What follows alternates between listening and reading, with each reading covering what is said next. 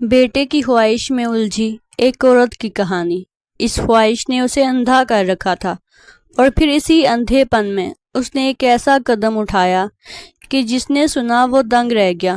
لوگ کانوں کو ہاتھ لگا کر توبہ توبہ کرنے لگے، اور اس کے ایک غلط قدم نے اسے گاؤں بھر میں ذلیل و رسوا کر کے رکھ دیا، کیونکہ اس نے اپنی بہو کو ہی۔ یہ کہانی فریحہ بی بی کے خاندان کی ہے۔ فریحہ بی بی گاؤں میں بیاہ کر آئی تھی۔ اس کی 3 بیٹیاں تھیں اور ایک بیٹا تھا۔ تینوں بیٹیاں بڑی تھیں اور بیٹا چھوٹا تھا۔ وہاں فریحہ بی بی کا ایک اور بیٹا بھی تھا جو کہ تینوں بیٹیوں سے بڑا تھا، لیکن وہ چھوٹی عمر میں ہی وفات پا چکا تھا۔ فریحہ بی بی کے شوہر کا تعلق کھیتی باڑی سے ہی تھا۔ کھیتی باڑی اس کا پیشہ تھا اور اسی سے گھر کی روزی روٹی چل رہی تھی۔ جس طرح ہر انسان کو اولاد نرینہ پیاری ہوتی ہے، اس طرح فریحہ بی بی کو بھی تھی، لیکن فریحہ بی بی کو یہ جنون کچھ حد سے بڑھ کر تھا۔ وہ اپنے بیٹے کو اپنے گھٹنے سے لگا کر رکھنا پسند کرتی تھی، حتیٰ کہ وہ اب شادی شدہ ہو چکا تھا۔ اب بھی صورتحال یہی تھی۔ خاندان بھر میں یہ بات مشہور تھی کہ فریحہ بی بی اپنے بیٹے پر جان دیتی ہیں۔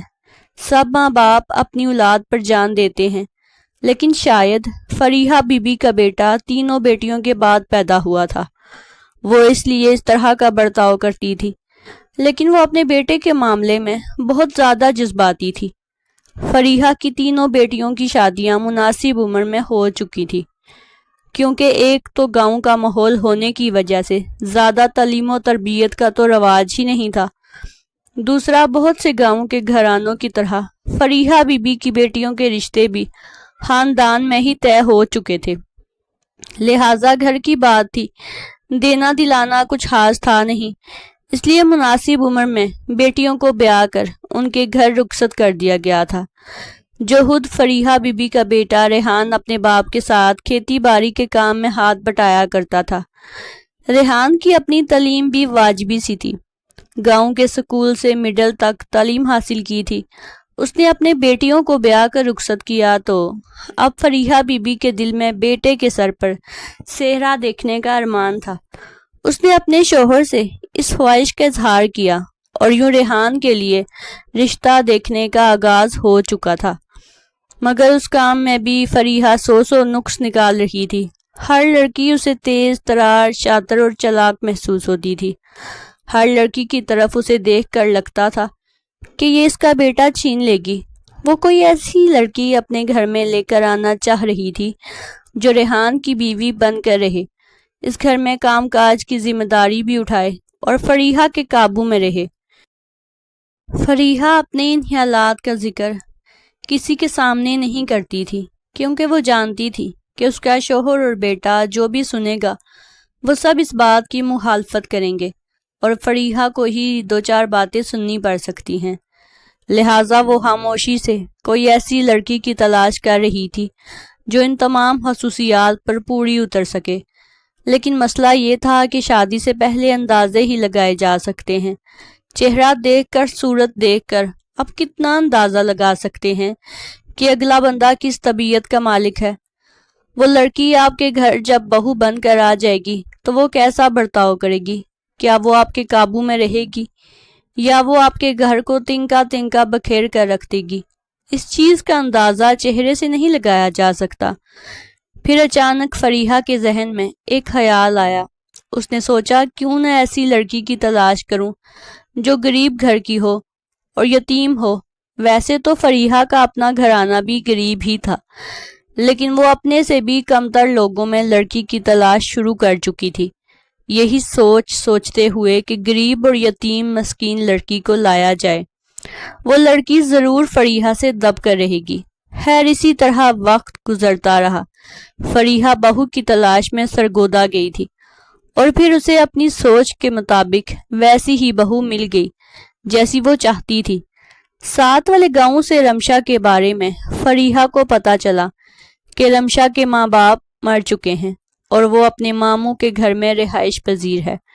رمشا اپنے والدین کی اکلوتی بیٹی تھی، 12 سال کی تھی جب باپ کا انتقال ہوا، اور جب جوان ہوئی تو ماں کو بھی کینسر ہوا اور وہ بھی اللہ کو پیاری ہو گئی۔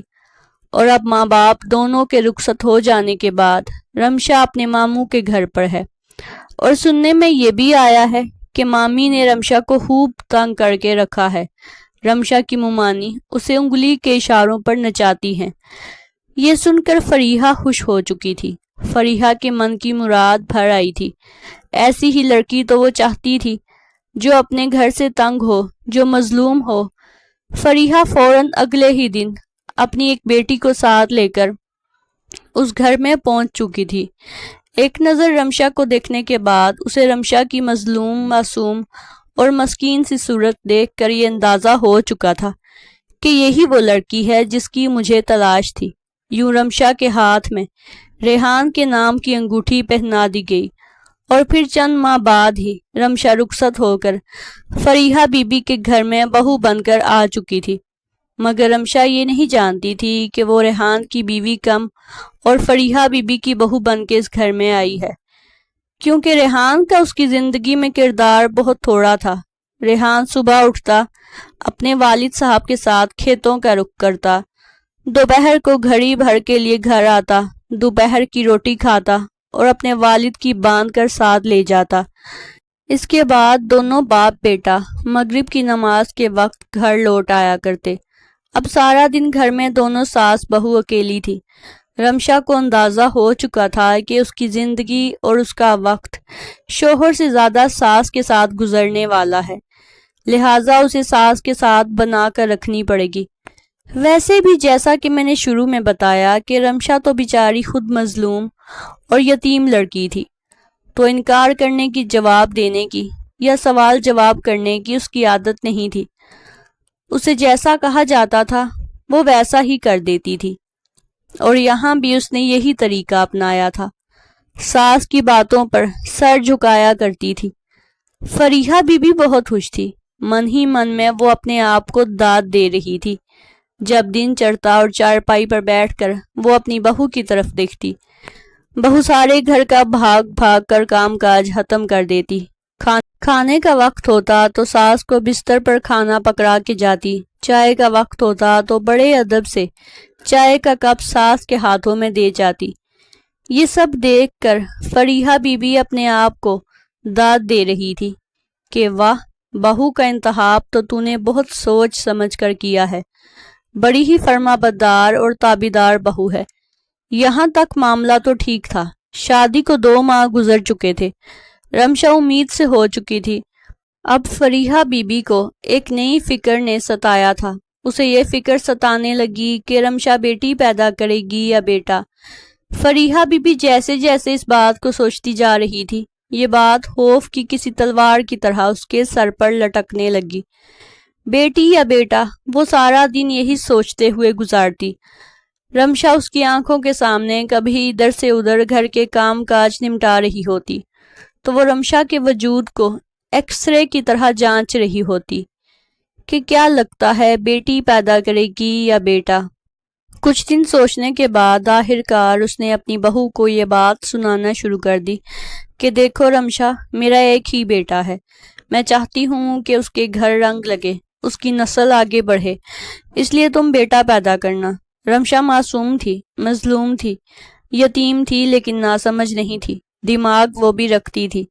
ساس کی طرف حیرت سے دیکھتے ہوئے اس نے دبی سی آواز میں احتجاج کیا اور کہنے لگی، اماں، بیٹی یا بیٹا دینا تو خدا کی دین ہے، ہم خود تو منتخب نہیں کرتے نا۔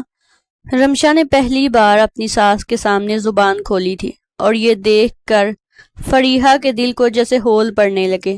وہ سوچ بھی نہیں سکتی تھی کہ رمشا اتنی ہمت کرے گی۔ فریحہ نے آنکھیں نکال کر رمشا کو گھورا، وہ بیچاری فوراً خاموش ہو گئی، لیکن فریحہ نے تو اب جیسے ٹھان لیا تھا۔ وہ اٹھتے بیٹھتے رمشا کو بیٹے کے بارے میں باتیں سنانے لگی، پہلے سے اسے یہ باور کروانے لگی کہ بیٹی پیدا مت کرنا۔ ساس کا یہ رویہ دیکھ کر رمشا خوفزدہ ہو چکی تھی۔ وہ دل ہی دل میں خدا سے گر گرا کر دعائیں کیا کرتی تھی کہ اللہ تعالیٰ اسے بیٹے کی نعمت سے نواز دے۔ حالانکہ وہ خود اپنے ماں باپ کی اکلوتی اولاد تھی، اسے شدت سے بہن کی کمی محسوس ہوا کرتی تھی، اور اس کی بڑی خواہش تھی کہ اللہ تعالیٰ اسے بیٹی دے، لیکن ساس کا رویہ دیکھ کر وہ اب بیٹے کی دعائیں مانگا کرتی تھی۔ مگر قدرت کو شاید رمشا کا امتحان منظور تھا۔ 9 ماہ یہ پورا عرصہ رمشا نے دعائیں کرتے ہوئے دھڑکتے دل کے ساتھ گزار دیا، اور پھر گاؤں کی روایت کے مطابق رمشا نے گھر پر ہی ایک بیٹی کو جنم دیا۔ رمشا خوش تھی، حتیٰ کہ اس کا شوہر بھی خوش تھا، مگر رمشا کی ساس کا منہ بن چکا تھا، اور رمشا خوفزدہ اور جانچتی نظروں سے اپنی ساس کے چہرے کا جائزہ لے رہی تھی۔ وہ خوفزدہ تھی کہ نہ جانے اب کیا ہوگا۔ پھر چند دن فریحہ بی بی نے منہ بنائے رکھا، ہر آئے گئے کے سامنے رمشا کی برائی بھی کی، اور معصوم بچی کو گود میں لینا تو دور کی بات، اس کا چہرہ بھی نہ دیکھا۔ یہ ساری صورتحال دیکھ کر رمشا بہت بد دل ہو چکی تھی، مگر وہ مجبور تھی، بے بس تھی، کچھ بھی نہیں کر سکتی تھی۔ خیر اسی طرح گزرتے وقت کے ساتھ ساتھ آہستہ آہستہ فریحہ بی بی کا رویہ بھی ٹھیک ہو گیا، اور پھر اسی طرح سے وقت گزرتا گیا۔ رمشا کی یہ بیٹی، جس کا نام مریم رکھا گیا تھا، 2 سال کی ہو چکی تھی، اور 2 سال بعد رمشا ایک بار پھر سے امید سے ہو گئی تھی۔ اس بار بھی وہی سب ہوا۔ جیسے ہی فریحہ بی بی کو یہ خبر ملی کہ رمشا پھر سے امید سے ہے، وہ ماں بننے والی ہے، اس نے جلدی سے رمشا کو اپنے پاس بٹھایا اور اس کا ہاتھ دباتے ہوئے کہنے لگی، دیکھو رمشا، ایک بیٹی کا بوجھ بہت زیادہ ہوتا ہے۔ میرے بیٹے کی کمر پہلے جھک چکی ہے، اب یہ نہ ہو کہ تم دوسری بیٹی بھی پیدا کر دو۔ اس بار بیٹا ہونا چاہیے، ورنہ ریحان سے کہہ کے تمہیں طلاق دلواؤں گی۔ ساس کے منہ سے یہ بات سن کر رمشا کے رونٹے کھڑے ہو گئے۔ اس نے شدت سے بیٹے کے لیے دعا کرنا شروع کر دی، مگر نہ جانے قدرت کو کیا منظور تھا کہ اس بار بھی اللہ تعالیٰ نے رمشا کو اپنی رحمت سے نوازا۔ پہلو میں لیٹے بچے پر جیسے ہی رمشا کی نظر پڑی، اسے پتا چلا کہ وہ بیٹی ہے۔ رمشا نے خوفزدہ نظروں سے ساس کی طرف دیکھا، جو پاس بیٹھی کھا جانے والی نظروں سے رمشا کو گھور رہی تھی۔ رمشا شرمندہ تھی، خوفزدہ تھی، اس کا رنگ فاق ہوتا جا رہا تھا، مگر وہ بے بس تھی، مجبور تھی۔ اس دوسری بیٹی کی پیدائش پر تو گھر میں اچھا خاصا ہنگامہ ہوا۔ فریحہ بی بی نے صاف اور واضح الفاظ میں اپنے بیٹے کو بتایا کہ تمہاری بیوی کسی کام کی نہیں، یہ بیٹیوں کی لائن لگا دے گی، تمہاری کمر جھک جائے گی، کندھے اس بوجھ سے دوہرے ہو جائیں گے، تم کیسے ان بیٹیوں کو رخصت کرو گے؟ وقت کے ساتھ ساتھ مہنگائی بڑھتی جا رہی ہے، بہتر یہ ہے کہ تم رمشا کو طلاق دو اور دوسری شادی کر لو۔ ریحان خاموش تھا، اس نے نہ تو ماں کا ساتھ دیا نہ بیوی کا، اس نے خاموشی میں عافیت جانی۔ فریحہ بی بی نے گھر میں کچھ دن تو خوب ہنگامہ کیا، بول چال بند کیے رکھی، حتیٰ کہ کھانا بھی نہ کھایا، لیکن چند دن بعد پھر سے معاملات اپنی ڈگر پر آنے لگے۔ رمشا نے سکون کا سانس لیا۔ رمشا کو اپنی یہ بیٹی بھی بہت عزیز تھی۔ رمشا نے اس بیٹی کا نام عائشہ رکھا۔ عائشہ کی پیدائش کے بعد رمشا نے ایک تبدیلی جو اپنے گھر میں نوٹ کی، وہ یہ تھی کہ اب فریحہ بیگم رمشا کی بیٹیوں کو بلانا بھی پسند نہیں کرتی تھی۔ دوسری بیٹی کی پیدائش سے پہلے فریحہ بی بی اپنی پہلی پوتی کو اکثر پکڑ لیا کرتی تھی، اس کے ساتھ باتیں کرتی، اسے کبھی کبھار باہر بھی لے جاتی، مگر اب جب کہ دوسری بیٹی پیدا ہو چکی تھی تو اب فریحہ بی بی نے اپنی آنکھیں ماتھے پر رکھ لی تھی۔ اس نے رمشا کی بیٹیوں کو بلانا بھی بند کر دیا تھا، اس کے ساتھ بالکل ایسے سلوک کرتی تھی جیسے وہ سوتیلے بچے ہوں۔ خیر رمشا نے اپنے بچوں کو سینے سے لگایا، وہ انہیں خوب پیار محبت سے پروان چڑھا رہی تھی، مگر جیسے جیسے بچیاں بڑی ہو رہی تھی وہ دادی کی نفرت اور ان کے برے رویے کو محسوس کر رہی تھی۔ رمشا ہر ممکن کوشش کرتی تھی کہ فریحہ بی بی اس سے خوش رہیں۔ وہ بھاگ بھاگ کر سارے گھر کا کام کرتی، اپنے بچوں کی دیکھ بھال کرتی، اور تو اور رات کو سونے سے پہلے اپنی ساس کی ٹانگیں بھی دباتی۔ مقصد یہی تھا کہ وہ خوش ہو جائیں کسی طرح بھی، لیکن فریحہ بی بی کی خوشی تو اب ایک ہی چیز میں اٹکی ہوئی تھی، اور وہ تھی کہ کسی طرح رمشا ریحان کا وارث پیدا کرے۔ اب فریحہ بی بی کا رویہ رمشا کے ساتھ بھی بہت کھنچا کھنچا سا رہنے لگا۔ وقت گزرتا گیا۔ چھوٹی بیٹی 3 سال کی تھی، بڑی 6 سال کی ہو چکی تھی۔ رمشا ایک بار پھر سے امید سے ہوئی، اور اس بار فریحہ بی بی نے اپنی طرف سے پوری کوشش کی کہ نرینہ اولاد کے لیے ہاتھ پاؤں مارے جائیں۔ فریحہ بی بی نے رمشا کو پیروں فقیروں اور درگاہوں پر لے جانا شروع کر دیا۔ کچھ تعویذ رمشا کے گلے میں تھے، کچھ اس کے بدن پر باندھے گئے تھے، کچھ پینے کے لیے دیے، کہ غرض یہ کہ رمشا خاموشی سے ہر وہ کام کرتی رہی جو اس کی ساس کہتی تھی اور جو اس کی ساس چاہتی تھی۔ رمشا نے کبھی اپنے منہ سے اف تک نہیں کیا تھا۔ اس نے اپنی ساس کی کبھی کسی بات پر اعتراض نہیں کیا تھا۔ فریحہ بی بی اس بار کچھ مطمئن تھی، کیونکہ اپنی طرف سے وہ پوری کوشش کر رہی تھی کہ اس بار رمشا بیٹے کو جنم دے گی۔ لیکن رمشا کی بدقسمتی کہ رمشا نے تیسری بار بھی بیٹی کو جنم دیا۔ اس بار تو فریحہ بی بی نے رمشا کو باقاعدہ منحوس کہہ دیا، بانجھ کہہ دیا، اور صاف الفاظ میں اپنے بیٹے کو بتایا کہ اس میں بیٹا پیدا کرنے کی صلاحیت نہیں ہے۔ یاد رکھنا میری بات، یہ تمہارے گھر کا صحن بیٹیوں سے بھر دے گی۔ ایک دن تم بہت پچھتاؤ گے۔ ماں کی بات مان لیتا تو ٹھیک رہتا۔ ریحان کچھ نہیں بولا، مگر اس بار ریحان کا رویہ بھی بدل چکا تھا۔ وہ بدل ہو چکا تھا، کیونکہ اب 3 بیٹیاں ہو چکی تھیں اور یہ تعداد بہت زیادہ تھی۔ اس نے اپنی چھوٹی بیٹی کو گود میں لیا اور رمشا سے کہنے لگا، کاش اللہ اس بار ہمیں بیٹا دے دیتا۔ رمشا نے اپنے شوہر کے چہرے پر پھیلی ہوئی مایوسی دیکھی تو وہ بہت بد دل ہو گئی۔ اس کا دل ٹوٹ کر بکھر چکا تھا۔ اس کی بھی اب شدید خواہش تھی کہ اللہ تعالیٰ اسے اولاد نرینہ سے نوازے، مگر وہ کیا کر سکتی تھی سوائے دعا کرنے کے۔ رمشا کے دل پر جیسے کوئی بھاری بوجھ پڑ چکا تھا۔ وقت پھر سے دھیرے دھیرے گزرنے لگا۔ رمشا اب خود بھی بہت خاموش رہنے لگی تھی۔ کبھی کبھی تو اسے اپنی بیٹیوں پر بہت ترس بھی آتا تھا کہ وہ ایک اس گھر میں انچاہی اولاد ہیں۔ گھر والے ان سے خوش نہیں، مگر مجبوری میں انہیں اپنایا ہوا ہے۔ اسی سوچ کے تحت رمشا اپنی بیٹیوں سے بہت پیار کرتی تھی، انہیں سینے سے لگا کر رکھتی تھی۔ ریحان بھی اپنے بچوں سے پیار کرتا تھا، مگر ویسا پیار اور محبت نہیں جیسا خود رمشا ان سے کرتی تھی، کیونکہ شاید ماں کی باتوں کا اثر تھا۔ ریحان کی ماں نے بیٹے کی بات اس کے سامنے اس قدر دہرائی تھی کہ اب ریحان بھی بددل ہو چکا تھا۔ کچھ وقت گزرا، رمشا ایک بار پھر سے امید سے ہوئی، اور اب کی بار تو رمشا نے خود بھی بہت جتن کیے، حتیٰ کہ وہ اپنی چھوٹی بیٹیوں کو بھی اللہ سے دعائیں کرنے کے لیے کہتی، یہی سوچ کر کہ وہ چھوٹی بچیاں ہیں، معصوم ہیں، اللہ تعالیٰ ان کی دعا ضرور سنے گا۔ وہ اپنی بیٹیوں کو سکھاتی کہ اللہ سے دعا کرو، اللہ ہمیں اس بار بھائی دے دے، اور بچیاں سر پر دوپٹہ اوڑھ کر بڑی شدت سے ہلتے ہوئے جائے نماز پر بیٹھ کر اللہ تعالیٰ سے بھائی کے لیے دعائیں کرتی۔ اس بار جب فریحہ بی بی کو اس بات کا علم ہوا کہ رمشا امید سے ہے، اس نے کسی بھی طرح کا رد عمل ظاہر نہیں کیا۔ رمشا خاموش تھی اور منتظر تھی کہ اس کی ساس کچھ کہے گی، اسے باتیں سنائے گی، یا پھر اسے پیروں فقیروں کے پاس لے کر جائے گی، مگر اس بار ایسا کچھ بھی نہیں ہوا۔ شاید وہ خود بھی مایوس ہو چکی تھی، مگر فریحہ کی یہ خاموشی رمشا کو بری طرح چبھ رہی تھی۔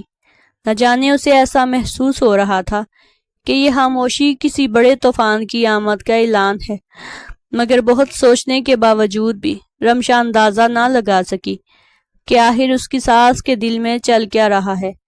خیر، اسی طرح کر کے یہ 9 ماہ کا وقت گزر گیا، اور پھر ایک دن رمشا فجر کے وقت اٹھی تو اس نے اپنی ساس کو بتایا کہ اس کی طبیعت ٹھیک نہیں ہے، آج وہ گھر کے کام اکیلے نہیں کر سکتی۔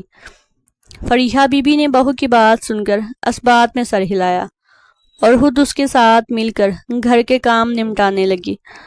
صبح سے دوپہر ہو چکی تھی، رمشا کے درد میں اضافہ ہونے لگا تھا۔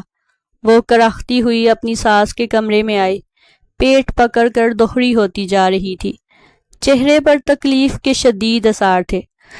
اس نے فریحہ بی بی سے کہا، اماں آپ جائیں، دائی کو بلائیں، مجھے بہت تکلیف ہو رہی ہے۔ فریحہ نے کہا، ہاں میں جاتی ہوں، تم جا کر اپنے کمرے میں لیٹو۔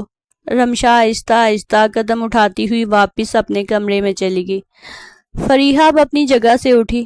اس نے رمشا کی تینوں بیٹیوں کو آواز دی، انہیں اپنے ساتھ لیا اور دروازے کی طرف بچیوں کو دروازے میں کھڑا کر کے اس نے بچیوں سے کہا، تم تینوں یہاں رکو، میں 1 منٹ میں آتی ہوں۔ خود وہ واپس رمشا کے کمرے کی طرف گئی۔ ایک نظر جھانکا تو رمشا بستر پر لیٹی تکلیف سے دوہری ہو رہی تھی۔ فریحہ بی بی نے کمرے کا دروازہ بند کیا اور باہر سے ایک کنڈی لگا دی۔ رمشا اتنی تکلیف میں تھی کہ اس نے اس بات کی طرف دھیان ہی نہیں دیا، اور شاید اس نے دھیان دیا ہو مگر اس کے منہ سے کوئی آواز ہی نہیں نکلی، کیونکہ اس وقت تکلیف کا عالم ہی کچھ اور تھا۔ فریحہ بی بی تینوں بچیوں کے ساتھ کھیت کی طرف چلی گئی۔ وہاں جا کر اس نے بچیوں کو ٹیوب ویل کے پانی میں کھیلنے کو کہا۔ بچیاں خوش ہو گئیں۔ وہ تینوں ٹیوب ویل کے پانی میں کھیلنے لگی، مستی کرنے لگی۔ تینوں بہت خوش تھی اور بہت دیر تک کھیلتی رہی۔ خود فریحہ ایک درخت کے نیچے بیٹھی رہی۔ بیٹھے بیٹھے اس کی آنکھ لگ گئی اور وہ سو گئی۔ ریحان حیران تھا کہ آج ماں تینوں بچیوں کو لے کر یہاں کیسے آ گئی، مگر اس نے کچھ نہیں کہا۔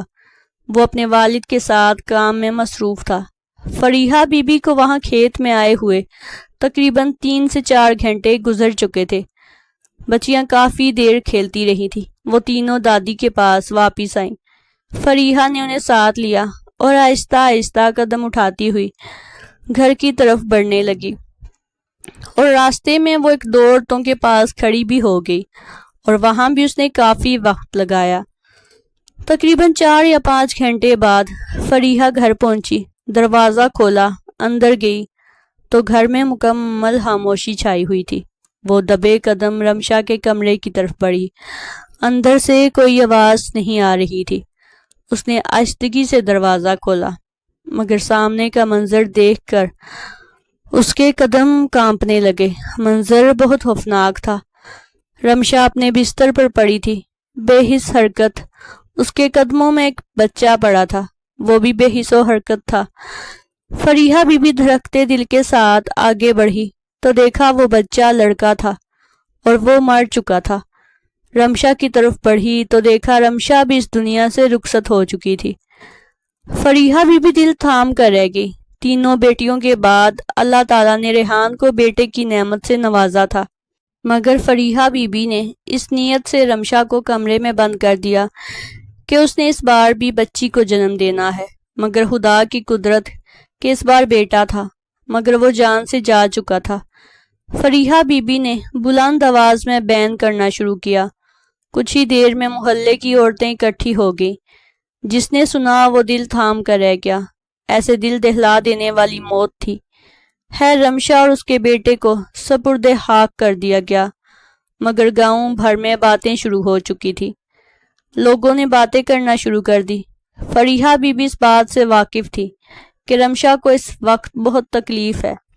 رمشا بچہ پیدا کرنے والی ہے، تو فریحہ بی بی فوراً دائی کو لے کر گھر کیوں نہیں گئی، کیونکہ وہ یہی سوچ رہی تھی کہ رمشا اس بار بھی بیٹی کو جنم دے گی۔ اس لیے اس نے جان بوجھ کر دیر کی، اور اس دیر کا نتیجہ یہ نکلا کہ وہ اپنے ہی پوتے سے ہاتھ دھو بیٹھی۔ ریحان کو جب اس بات کا علم ہوا تو اس نے بھی ماں سے منہ موڑ لیا۔ گاؤں بھر میں فریحہ بی بی کو خوب برا بھلا کہا گیا۔ اس واقعے کے بعد رمشا گاؤں والوں کی نظروں میں مظلوم اور فریحہ بی بی ظالم بن چکی تھی۔ آج اس واقعے کو گزرے کئی برس بیت چکے ہیں۔ رمشا کی بیٹیاں جوان ہو رہی ہیں، مگر ریحان کی دوبارہ شادی آج تک نہ ہو سکی، صرف اور صرف اس کی ماں کے برے رویے کی وجہ سے۔ ریحان اب تنہا زندگی گزار رہا ہے۔ ناظرین، اس طرح کی سبق آموز کہانیاں اور واقعات سننے کے لیے ہمارے چینل کو سبسکرائب کر دیں۔